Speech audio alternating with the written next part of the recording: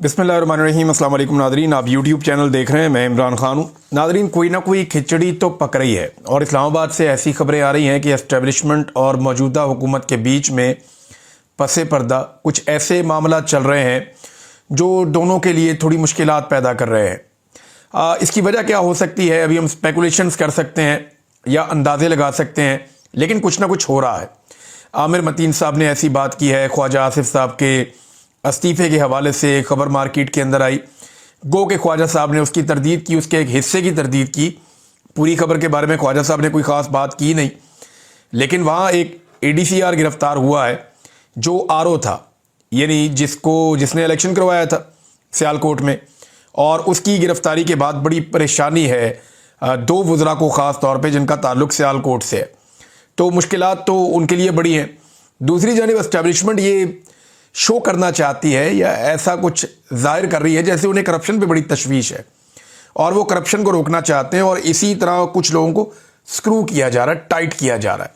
जिन लोगों को टाइट किया जा रहा है उनमें कुछ का ताल्लुक हुकूमती जमातों से या हुकूमत के साथ उनके ताल्लुकात हैं।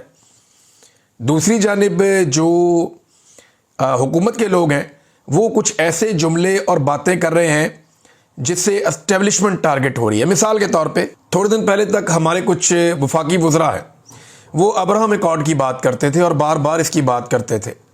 अब्राहम एकॉर्ड का मतलब ये है कि इसराइल को तस्लीम करने का मामला, तो वो ये कहते थे इसके ऊपर में गौर करना चाहिए, इस बारे में बात करनी चाहिए। ख्वाजा आसिफ, राना सनाउल्लाह, ये लोग कहते थे। लेकिन अब बड़ा कैटेगोरिकल स्टेटमेंट आ रहा है जिसमें एक ख़ास तौर पर स्टेटमेंट राना सनाउल्लाह साहब का है कि ये सोचा भी नहीं जा सकता कि इसराइल को तस्लीम किया जाए। यानी राना सनाउल्लाह ने कहा कि इसराइल को तस्लीम करने का सवाल ही पैदा नहीं होता। थोड़े दिन पहले ये अब्राहम एकॉर्ड की बात कर रहे थे, तो वो बातें तो एस्टेब्लिशमेंट को बहुत पसंद आ रही होगी, क्योंकि बाजवा साहब के दौर से एस्टेब्लिशमेंट की टॉप लीडरशिप ये फैसला कर रही थी कि इसराइल के बारे में पाकिस्तान में डिस्कशन की जाए और कोई रास्ता निकाला जाए कि चीज़ें डिफरेंट तरीके से हो जाए। और वो ये कहते थे मीडिया वालों को, जाएँ जाके आप इसको मीडिया में डिस्कस करें, लेकिन मीडिया ने कोई इसको ख़ास घास डाली नहीं। अपने तौर पे उन्होंने कुछ लोगों को ये कहा था। अच्छा, अब इसमें जो है वो मामला ये है कि शायद कोई रुकावट पैदा हो गई है या कोई कानूनी रुकावट है, क्योंकि मेरे कुछ दोस्त हैं इस्लामाबाद में, उन्होंने कहा कि मौजूदा जो फील्ड मार्शल आसिम मुनीर साहब हैं, इनकी मुद्दत मुलाजमत 3 साल है, और अगर इन्होंने 5 साल वाला फ़ायदा उठाना है तो उसके लिए हुकूमत को कुछ कानूनी इक़दाम करने होंगे, फिर ये 5 साल वाली ऑफ़र से फ़ायदा उठा सकेंगे। अब हुकूमत वो इकदाम करती है या नहीं करती, शायद वहां पे जाके मामला अड़ गया है। नॉर्मली एस्टेब्लिशमेंट की और हुकूमत की लड़ाई जो है वो आर्मी चीफ की एक्सटेंशन पे होती है। ज़्यादातर जो लड़ाई होती है वो आर्मी चीफ की एक्सटेंशन पे होती है। जैसी एक आर्मी चीफ की मुद्दत मुलाजमत पूरी होने लगती है तो वो साल लड़ाइयों का साल होता है। उस साल जो है वो कोशिश की जाती है कि हुकूमत को दबा लिया जाए, ब्लैकमेल किया जाए, ताकि हुकूमत से अपना काम करवाया जा सके। बाजवा साहब भी यही करते करते रुखसत हो गए। एक दफ़ा तो कामयाब हो गए, दूसरी मरतबा वो रुखसत हो गए और आसिम मुनीर साहब आ गए। अब आसिम मुनीर साहब के भी 3 साल मुकम्मल होने वाले हैं, तो क्या नवाज शरीफ, क्योंकि सवाल आता है नवाज शरीफ पे, क्या नवाज शरीफ ये चाहेंगे कि आसिम मुनीर साहब को एक मरतबा फिर आर्मी चीफ के लिए कंटिन्यू करवाया जाए? अब वजह यह है कि नवाज शरीफ साहब ये समझते हैं या उनके करीबी साथी ये समझते हैं कि मियाँ साहब के साथ ज़्यादती हुई है, और वो ये कहते हैं हमें तो बुलाया गया था कबूतर उड़ाने के लिए, फिर हमारे तोते उड़ा दिए गए। मियाँ साहब को तो बनना था वज़ीर आज़म, उन्होंने तो अखबारों में इश्तिहार छपवा दिए थे कि मैं वज़ीर आज़म हूँ पाकिस्तान का, लेकिन फिर उन्हें मिला क्या? भाई बन गया वज़ीर आज़म जो उनकी बात नहीं सुनता और मफामत पे चलता है, जबकि बेटी को बना दिया गया वज़ीर आला, जिसने मियाँ नवाज शरीफ साहब की सियासत को तबाह करके रख दिया। अब इस वक्त मियाँ साहब अवाम का सामना नहीं कर सकते। जिस आदमी का सारी ज़िंदगी तोती बोलता हो, यानी जिस आदमी की बड़ी ठीक ठाक शोहरत हो पाकिस्तान में और पाकिस्तान के बाहर, या मुझे ओवरसीज़ पाकिस्तानी मिलते हैं, वो कहते हैं जी हम नवाज शरीफ की एक झलक के लिए तरसा करते थे। एक दौर था, नवाज शरीफ ने एक दौर में जब कहा कर्ज उतारो मुल्क संवारो, तो हमने अपने पूरे पूरे महीने की तनख्वाहें दे दी थी और नवाज शरीफ को बहुत इस्तकबाल मिलता था बरतानिया में, यूरोप में। लेकिन अब ओवरसीज़ पाकिस्तानी मियाँ साहब को बिल्कुल पसंद नहीं करते, हत्ता कि मियाँ साहब उनका सामना भी नहीं कर पाते, तो उनकी सियासत हो गई बर्बाद। और उसके बदले में मिला क्या? बेटी को वज़ीर आला बना दिया और भाई को वज़ीर आज़म बना दिया, और दोनों ही बेइख्तियार हैं। एक SP का भी ट्रांसफ़र पोस्टिंग दोनों नहीं कर सकते, ये उनके हालात हैं। تو اب کیا نواز شریف صاحب یہ چاہیں گے کہ موجودہ اسٹیبلشمنٹ کنٹینیو کرے یا آرمی چیف کو ایکسٹینشن 2 سال والی ملے؟ یہ بھی معاملہ ہو سکتا ہے.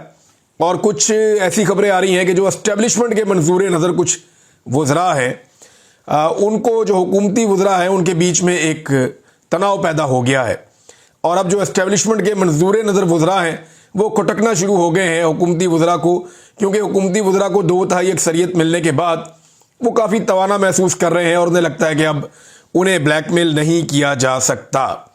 لہذا یہ ایک چیز ہو رہی ہے. اگر کسی کو ابھی بھی یہ غلط فہمی ہے نا کہ اسٹیبلشمنٹ کو پرابلم ہے کرپشن سے، تو یہ غلط فہمی دور کرنے کے لیے میں آپ کو ایک اور چیز بتاتا ہوں. دیکھیں اس وقت 2 بہت بڑے سکینڈل پاکستان میں ہیں. ایک چینی مافیا کا سکینڈل ہے، بہت بڑا سکینڈل ہے. اگر اسٹیبلشمنٹ کو تھوڑا سا بھی کرپشن سے پرابلم ہوتا تو وہ اس سکینڈل کی طرف توجہ کرتے، جہاں اربوں روپیہ عوام کی جیب سے ابھی اس وقت نکالا جا رہا ہے اور لگاتار نکالا جا رہا ہے. تو اس پہ ان کی بالکل توجہ نہیں ہے، اور میں آپ کو بتاؤں یہ ان کا کام بھی نہیں ہے. ان کا کیا لینا دینا نیب کے ساتھ، اینٹی کرپشن کے ساتھ، FIA کے ساتھ، احتساب کے ساتھ. یہ تو زبردستی پاکستانی انٹیلیجنس ایجنسیز نے اسٹیبلشمنٹ کے زیر سایہ ان چیزوں پہ کنٹرول کیا ہوا ہے. ان اداروں کو آزاد ہونا چاہیے اور یہ آزادی کے ساتھ احتساب کریں تو وہ بہتر ہے. لیکن پھر بھی میں آپ کو یہ کہوں گا کہ اگر کوئی ڈرامہ آپ کے سامنے کرے کہ موجودہ ملٹری اسٹیبلشمنٹ کرپشن کے بہت خلاف ہے، تو آپ نے سمپل ان کے سامنے یہ چینی والا سکینڈل رکھ دینا کہ جناب یہ چینی والا سکینڈل ہے، اس پہ بتا دیں آپ کہ اسٹیبلشمنٹ نے کیا کیا. دوسرا گندم کا ایک بڑا خوفناک سکینڈل ہے اربوں روپے کا، یہ انوار اللہ کاکڑ صاحب اس پہ کیا کیا. پھر یہ ایک رپورٹ ہے جو ہمارے بڑے اچھے جرنلسٹ ہیں ثناء اللہ صاحب، انہوں نے یہ رپورٹ دی ہے. انہوں نے کہا کہ یہ آصف علی زرداری اور نواز شریف نے اور یوسف رضا گیلانی نے تو پہلے ہی توشہ خانہ کا مال دھڑلے سے لوٹ لیا تھا، لیکن انوار الحق کاکڑ نے نگران وزیر اعظم کے آخری دنوں میں حد ہی کر دی. کابینہ ڈویژن سے 2 بلٹ پروف گاڑیاں انہوں نے اٹھا لی، خود ہی منظوری دی اور ڈٹائی سے اب کہتے ہیں کہ ہاں میں استعمال کر رہا ہوں. تو انوار الحق کاکڑ کے اوپر یہ اس معاملے کو اٹھا لیں. مریم نواز کا 10 کھرب والا معاملہ بھی ہے، 10 کھرب کی ہیر پھیر رپورٹ ہوئی ہے اور باقاعدہ سرکاری سطح پہ رپورٹ ہوئی ہے، وہ معاملہ اٹھا لیں. تو کل ملا کے بات یہ ہے کہ اسٹیبلشمنٹ کو کرپشن سے کسی قسم کا کوئی پرابلم نہیں ہے، اور جو یہ سوسائٹیاں قبضے وبضے کرتی ہیں اس سے بھی کوئی پرابلم نہیں ہے. میں ثابت کر دیتا ہوں. اگر اسٹیبلشمنٹ کو قبضے سے پرابلم ہوتا تو کیا DHA لوگوں کی زمینوں پر قبضے کر رہا ہوتا؟ گجرانوالہ سے بے شمار مناظر میرے پاس موجود ہیں، شاہد اسلم صاحب کی پوری ایک رپورٹ موجود ہے اور اس میں پورا بتایا گیا ہے، اور اس کے علاوہ میں نے خود اس کو 2-3 دفعہ رپورٹ کیا ہے. وہاں گجرانوالہ کے جو راہوالی کے لوگ ہیں وہ ہمیں بتاتے ہیں کہ ان کے دیہاتوں کو کس طریقے سے زرعی زمینوں کو DHA کے لوگ چھین رہے ہیں، کیونکہ وہ مین بلی وارڈ میں آ رہا ہے، بیچ کا ایک ایریا ہے، اور یہ صدیوں پرانے دیہات ہیں، بہت پرانے تاریخی نوعیت کے. اب ان سے وہ دیہات، ان کی زمینیں چھینی جا رہی ہیں، ان کے ڈیرے مسمار کیے جا رہے ہیں، وہاں پولیس کی بھاری نفری لے جائی جاتی ہے. وہ جو لوگ پولیس کو جا کر درخواست دیتے ہیں کہ ہماری زمینوں پر DHA قبضے کر رہا ہے ان کو روکے، انہی کے خلاف DHA پرچے کروا دیتا ہے بعد میں. وہ بیچارے لوگ گرفتار ہوتے ہیں، ویڈیوز بنا بنا کے بتاتے ہیں کہ یار ہماری زمینیں چھین رہے ہیں، ہمارا روزگار چھین رہے ہیں، صدیوں سے ہمارے آباء و اجداد یہاں پہ زرعی زمینوں کے اوپر یہاں پہ زراعت کرتے آئے ہیں، فصلیں اگاتے آئے ہیں، ہم کسان ہیں، ہم سے ہمارا سب کچھ چھینا جا رہا ہے اور اونے بونے لیا جا رہا ہے. یعنی وہ یہ کہتے ہیں کہ 1 کروڑ والی جگہ 20 لاکھ میں لیتے ہیں ہم سے، اور یہاں پہ کمرشل ایریاز بنائیں گے، خود بنائیں گے یہاں سے اربوں روپے، اور ہمیں کچھ بھی نہیں دیتے. یہ بھی وہ کسان بات کرتے ہیں. تو اگر قبضہ گروپ سے نفرت ہوتی اسٹیبلشمنٹ کو تو DHA قبضے نہ کرتا، نمبر 1. نمبر 2، اگر کرپشن سے نفرت ہوتی ہے اسٹیبلشمنٹ کو تو ان کی ناک کے نیچے، کیونکہ ابھی حکومت وہی کر رہے ہیں نا، یہ چینی سکینڈل، یہ گندم سکینڈل، یہ 10 کھرب کا سکینڈل، یہ سارے سکینڈل ابھی نہ آئے ہوئے ہوتے، بلکہ یہ سکینڈل پکڑے جا چکے ہوتے، ابھی تک بندے اندر ہوتے. تو یہ صرف آپ کو دکھاوا کرنے کے لیے چیزیں ہیں، ان کا حقیقت سے کسی قسم کا کوئی تعلق نہیں ہے. اب مثال کے طور پہ آپ یہ دیکھیں نا کہ عاصم منیر صاحب کے آپ تعلقات دیکھ لیں ان لوگوں کے ساتھ جن پہ کرپشن کے کیسز رہے ہیں.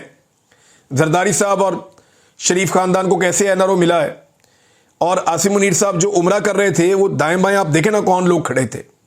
یہ وہی لوگ کھڑے ہیں جن کے اوپر کرپشن کے کیسز ہیں اور جو ثابت نہیں کر پائے اور ان کو NRO لینا پڑا. ان میں ایک شخص تو وہ ہے جو سعودی عرب کی سرزمین کے اوپر ایک جج کو لے کر بیٹھا ہوا تھا حرم کے اندر اور اس کے ساتھ وعدے وعید کر رہا تھا، اور وہ جج نے بعد میں بتایا کہ اس کے اوپر دباؤ ڈالا جا رہا تھا کہ وہ فیصلہ اس خاندان کی مرضی کے مطابق دے. اس خاندان کو اسی لیے سسیلین مافیا عدالت نے کہا تھا, گاڈ فادر عدالت نے کہا تھا. بہرحال یہ کوئی دلچسپی اسٹیبلشمنٹ کو نہیں ہے اس بارے میں کہ وہ کرپشن کو پکڑیں. معاملہ صرف ایک ہی ہے کہ دباؤ بڑھانا ہے دونوں طرف سے لوگوں نے, تاکہ نوکری والا معاملہ جو ہے وہ چلتا رہے. اب ایک خبر جو ہے نا زاہد گشکوری صاحب نے دی ہے, یہ امپورٹنٹ ہے, میں آپ کے ساتھ ضرور شیئر کروں گا. اس کا تعلق خیبر پختونخوا میں کوہستان سکینڈل ہے اس سے لے کر ہے. یہ کہتے ہیں جی کہ 40 ارب روپے کے کوہستان سکینڈل میں ایک بڑی پیش رفت ہو گئی ہے. اس میں 56 کمپنیاں اور افراد ملوث ہیں جن کے 100 اکاؤنٹ میں 36 ارب روپے کی ٹرانزیکشن سامنے آئی ہے. ایک ٹرک ڈرائیور کے اکاؤنٹ میں 16 ارب روپے کی ٹرانزیکشن ہوئی ہے. ڈرائیوروں کے چپڑاسیوں کے اکاؤنٹوں میں ہم نے پہلے بھی سنا ہے کہ پیسہ آتا رہا ہے. مقصود چپڑاسی آپ کو یاد ہوگا دبئی میں مر گیا, اس کے اکاؤنٹ میں اربوں روپیہ تھا اور شریف خاندان کا چپڑاسی تھا وہ. اسی طرح اب ایک ٹرک ڈرائیور کے بارے میں پتا چل رہا ہے کہ 16 ارب روپے کی ٹرانزیکشن ہوئی ہے. اسلام آباد اور دیگر 7 بڑے شہروں میں بڑی بڑی پراپرٹیز کی قیمت 66 ارب روپے ہے. اور اس کے علاوہ وہ کہہ رہے ہیں جی کہ ٹھیکیدار بھی شامل ہیں, بینک افسران بھی شامل ہیں, حکومتی افسران بھی شامل ہیں, سابق وزیر اور ایک سابق رکن پارلیمنٹ بھی اس کے اندر شامل ہے. نیب نے اس سلسلے میں 7 افسران کو گرفتار بھی کر لیا ہے. لگژری گاڑیاں بھی برآمد کر لی ہیں جن کی تعداد 88 ہے. تحقیقات ہو رہی ہیں اور یہ دعویٰ کیا گیا زاہد گشکور کی جانب سے کہ اس تحقیقات میں وزیر اعلیٰ علی امین گنڈا پور اور سابق وزیر اعلیٰ کی طرف بھی یہ تحقیقات بڑھ رہی ہیں. یعنی محمود خان اور علی امین گنڈا پور کی طرف یہ تحقیقات بڑھ رہی ہیں. یہ دعویٰ کیا زاہد گشکوری صاحب نے اپنی خبر میں. اب ناظرین ایک اور چیز جس کو پاکستان کا میڈیا ڈسکس نہیں کر رہا اور وہ خبر میں آپ کے سامنے رکھتا ہوں. یہ خبر ہے سیالکوٹ میں گرفتار ہونے والے ADCR کے بارے میں, ایڈیشنل ڈپٹی کمشنر ریونیو محمد اقبال. ان کی گرفتاری کے بعد کچھ انکشافات سامنے آئے ہیں. پولیس نے ایک مرتبہ پھر ان کا ریمانڈ لے لیا. اگر تو خواجہ آصف صاحب کوئی دباؤ ڈال رہے تھے تو وہ دباؤ کام نہیں آیا. پولیس تفتیش میں کچھ انکشافات ہوئے ہیں. اس میں ڈپٹی کمشنر ریونیو نے یہ کروڑوں روپے کی جائیداد کا اعتراف کر لیا. یہ وہ بندہ ہے جو RO تھا, یعنی یہ آدمی ریٹرننگ آفیسر تھا سیالکوٹ کے الیکشن کا, اور جیسا وہ الیکشن ہوا وہ آپ کے سامنے ہے. ریحانہ ڈار صاحبہ کا الیکشن دیکھ لیں, باقی الیکشن دیکھ لیں, سارے آپ کے سامنے کہ سیالکوٹ میں ہوا کیا ہے. اب جناب additional deputy commissioner revenue Sialkot کا لینڈ کروزر سمیت متعدد پلاٹس ہونے کا اعتراف, کہ پلاٹ بھی ہے میرے پاس, لینڈ کروزر بھی ہے میرے پاس, سرکاری ملازم کے پاس کہاں سے آ گئی. یعنی مجھے حیرت ہوتی ہے کہ ہمارے ایک جس آدمی کی مہینے کی انکم 1 کروڑ روپیہ بھی ہو وہ ایسی زندگی نہیں گزارتا جیسی زندگی یہ بیوروکریٹ گزارتے ہیں جن کی چند لاکھ روپے تنخواہ ہوتی ہے, 2 لاکھ 1.5 لاکھ, میکسیمم 2.5 لاکھ ہو جائے گی تنخواہ, بہت سارا کچھ ملا بھی دیں تو.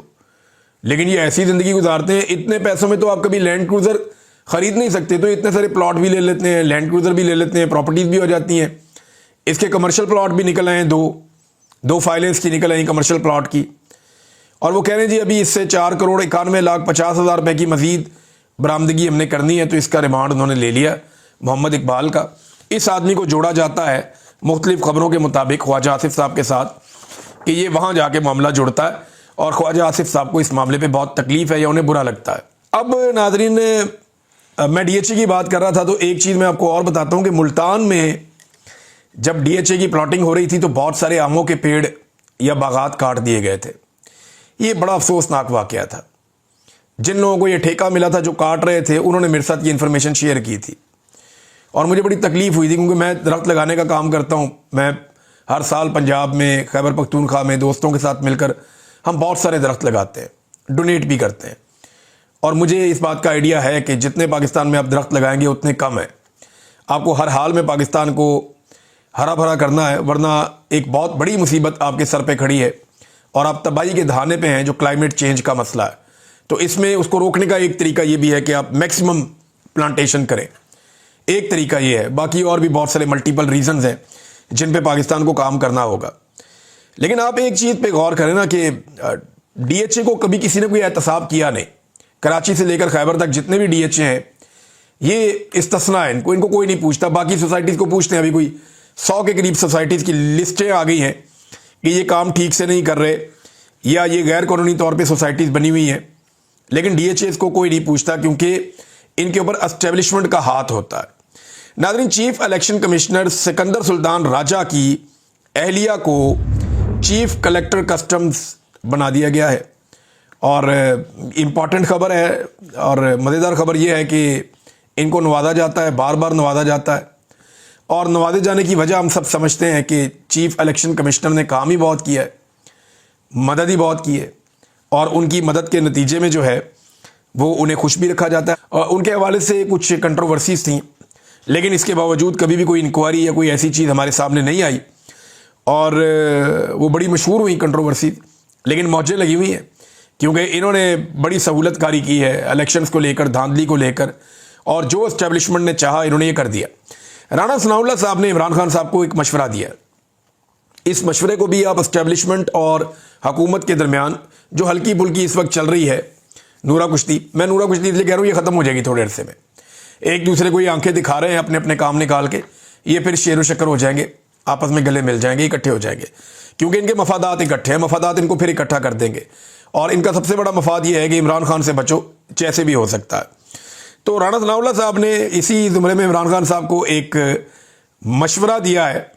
राणा सनाउल्लाह साहब का कहना है कि इमरान खान ने सियासी रास्ता निकालना है तो उन्हें सियासी जमातों से बात करना होगी, उन्हें हौसला करना होगा वो नवाज शरीफ के साथ बैठे, उन्हें हौसला करना होगा कि वो आसिफ अली जरदारी के साथ भी बैठे। इमरान खान को ये कहना चाहिए कि शहबाज शरीफ ने डायलॉग की ऑफ़र की, आप उनका शुक्रिया अदा करें, उनके साथ बैठें और उनसे जो बात होती है वो आकर मुझे बताएं। देखें, यही राणा सनाउल्लाह साहब और उनकी जमात ये कह चुकी है कि हमारे पास इख्तियार ही नहीं है। जब मुज़ाकरात हो रहे थे 26 नवंबर को पाकिस्तान तहरीक इंसाफ पे गोली चली, उनके लोग शहीद हो गए, उसके बावजूद तहरीक इंसाफ ने मुज़ाकरात किए, लेकिन इन्होंने कहा जी हमारे इख्तियार में ही कुछ नहीं है, हम तो इमरान खान से उनकी पार्टी के लोगों की मुलाकात भी नहीं करवा सकते। जब आप अडयाला जेल जो आपकी पंजाब हुकूमत के अंडर में आती है, जब वहाँ पे आप एक कैदी की उसकी पॉलिटिकल पार्टी से मुलाकात करवाने की सलाहियत नहीं रखते, तो आप फिर कैसे नवाज शरीफ से और जरदारी से बात कर सकते हैं? पहले तो नवाज शरीफ साहब खड़े होकर ये कहें, बरमला कहें कि इख्तियार मेरे पास है, वो ये कहें कि मेरे पास ये इख्तियार है, मैं जो बात करूंगा उसे पूरा करने की सलाहियत रखता हूं। अब मियाँ साहब को लास्टिक की शलवार पहनाई हुई है बकौल मुतीउल्लाह जान के, कि वो जब दिल करता है शलवार खींच सकते हैं।